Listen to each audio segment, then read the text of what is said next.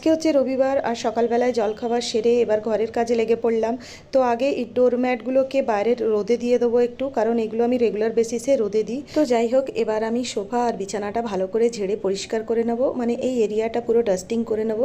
এখন যেহেতু ছেলের পরীক্ষা শুরু হয়ে গেছে, সেই জন্য কাজের বেশি একটা খুব চাপ নিচ্ছি না, অল্প স্বল্প কাজ সেরেই দিনটা কাটিয়ে ফেলতে চাইছি আর কি।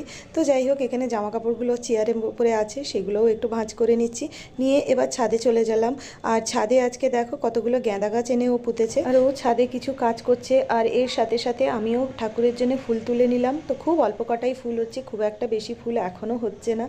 আর এপাশে বাজার করে নিয়ে এসছে ও গাজর আর পেঁয়াজ। তো গাজর এসছে মানেই বোঝা যাচ্ছে শীত যাওয়ার আগে আরেকবার হালুয়াটা খেতে হবে, এই আর কি। তো এখানে চিকেনের জন্যই মশলা কষাচ্ছি, আর তার সাথে এখানে চিকেনটা ধুয়েও রেখে দিয়েছি। এবার একটু চাল ধোয়া জল নিয়ে এসছি, আমার ব্যালকনি বাগানের প্রত্যেকটা গাছে একটু চাল ধোয়া জল দিয়ে দেবো। ভালো লাগলে প্লিজ সাবস্ক্রাইব